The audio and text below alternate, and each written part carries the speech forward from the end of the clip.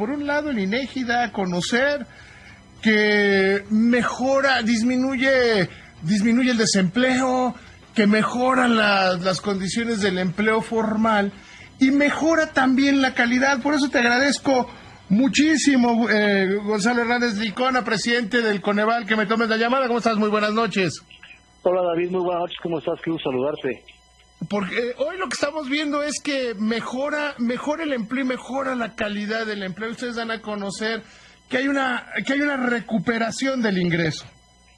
Mira, cada trimestre damos a conocer esta información que se resume en dos gráficas que ojalá y la gente las pueda ver ahí en la página del Coneval. Es nuestro comunicado hoy más el de hoy, digamos.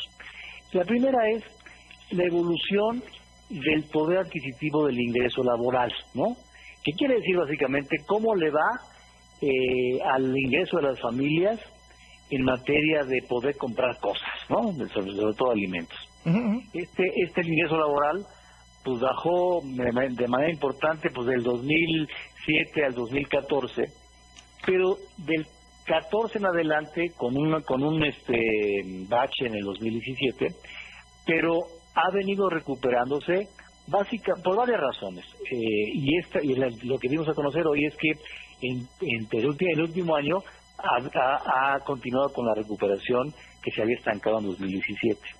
¿Y cuál fue la razón de este periodo más largo, 2014-18, por así decirlo? Es, pues, uno, que la inflación en 2015, 16 y en 18 ha estado bajo control, especialmente en 15, 16, que te acuerdas, David, que tenía a veces meses de inflación de menos de 3%. Uh-huh, uh-huh.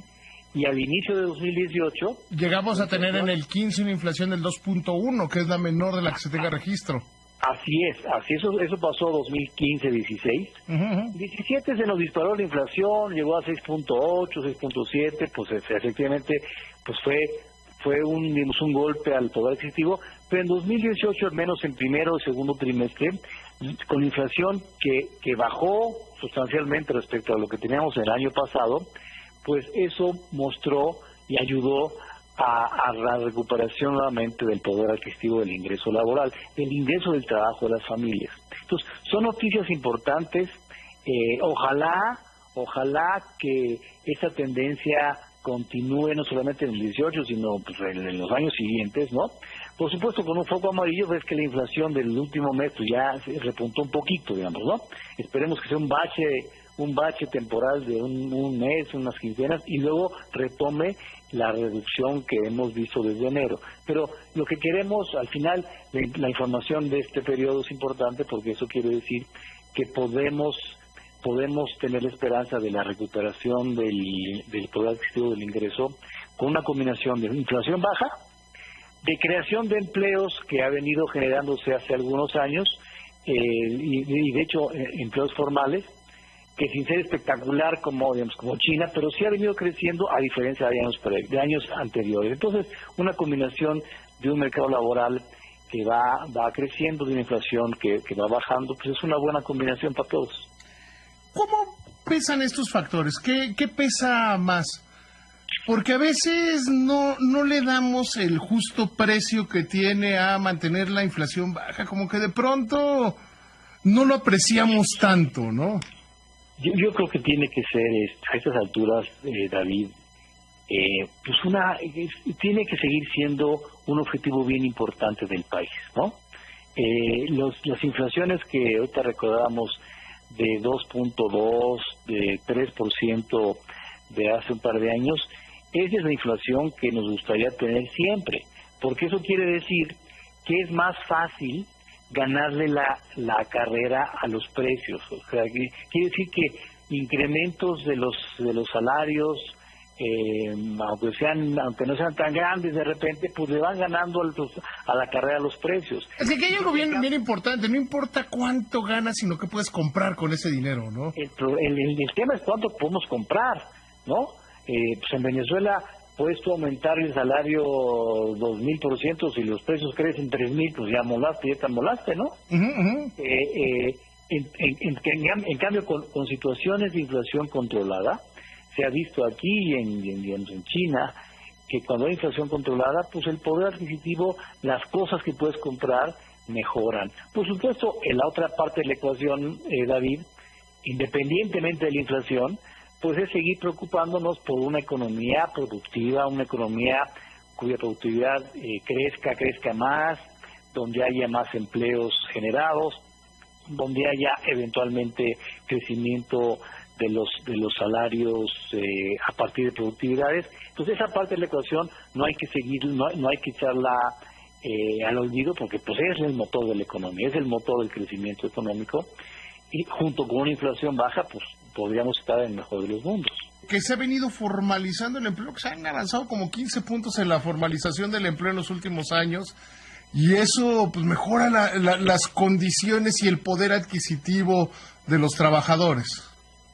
Claro, la formalización fue un objetivo de este gobierno. Hubo elementos que favorecieron la formalización y se ha visto, de hecho, en nuestra carencia de seguridad social, que es parte de la medición de la pobreza, incluso esa ha mejorado a la par que ha mejorado la asistencia escolar y que ha mejorado la calidad de las viviendas, precisamente por la formalización. Evidentemente seguimos teniendo un mercado laboral con un porcentaje amplio de asalariados informales. Ese sigue siendo un reto para la economía del país y para la productividad completa de la economía, ¿no? Entonces habrá que pensar en formas adicionales y más agresivas de generar empleos formales o de formalización o como dice Santiago Levy, de pensar la forma de hacer una protección social diferente, ¿no? Pero esas son palabras mayores que por supuesto darían un impulso todavía mayor a la economía. Ojalá, David, y así lo decimos cada vez que alguien nos pregunta, que el nuevo gobierno tenga la posibilidad de pensar en este tipo de cosas, ¿no? De pensar en cosas mucho más ambiciosas y agresivas para modificar de manera más permanente el beneficio del mercado laboral a partir de cambios importantes en cosas como la seguridad social.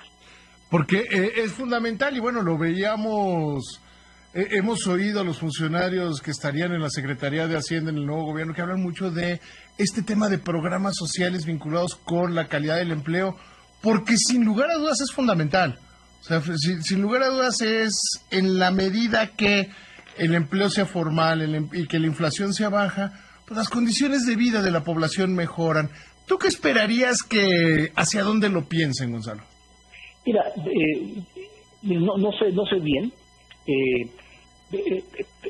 Creo que que el equipo de transición de manera amplia, cuando siga platicando con varios sectores, con varias instituciones, con personas, instituciones que tienen diagnósticos interesantes, importantes, podamos, y déjame incluirnos ahí, que lo hemos estado haciendo de alguna manera con una parte de la transición, que piensen que esta victoria tan grande que se tuvo puede dar para mucho, es decir, puede dar para hacer cambios bien importantes, no solamente en el tema de justicia distributiva, que por supuesto es relevante, sino en el tema de valor agregado y eficiencia, que es y siempre seguirá bien importante. Es decir, México tiene retos en justicia distributiva y retos importantes en creación de valor agregado, porque sí nos hace falta crecer más, la verdad, ¿no? Entonces, esos requieren cambios bien importantes, que a lo mejor no siempre estuvieron en el centro de la campaña de López Obrador, pero que a partir de dialogar con sectores, con personas, espero que haya este salto, porque pueden hacer muchas cosas, o sea, teniendo en el Congreso y el ímpetu que hoy se tiene, se pueden hacer muchas cosas. Encontrando maneras, yo te diría, encontrando maneras de formalizar los empleos que hoy siguen siendo informales. O que tengan algún método de entrar a los mecanismos de seguridad, pero no por la vía del subsidio, sino por la vía de una aportación similar a la que hace un trabajador formal. Exacto, o sea, hay muchas formas de hacerlo. Por supuesto, no es sencilla las transformaciones y la formalización no es sencilla, pero sí pensar más, de manera más amplia. Es importante. Yo no conozco bien, más bien conozco muy poquito lo que están pensando hacer con los jóvenes desde la Secretaría del Trabajo, ¿no? Entonces no podría yo hablar de que si está bien o mal, porque no lo conozco, pero sí estoy esperando y con cierto optimismo de que se vea con mucha claridad el diagnóstico y del mercado laboral mexicano, de la protección social en su conjunto que incide en el mercado laboral, y que las soluciones tengan que ver no solamente con programas que a veces son acotados presupuestales, sino con una estrategia mucho más amplia que ponga en el centro no solamente la justicia distributiva, sino la eficiencia y la generación de valor agregado. Te agradezco muchísimo, mi querido Gonzalo, que me hayas tomado la llamada. Yo creo que es un tema fundamental, de esos que a veces no son tan atractivos, pero sí son muy relevantes. Te agradezco muchísimo.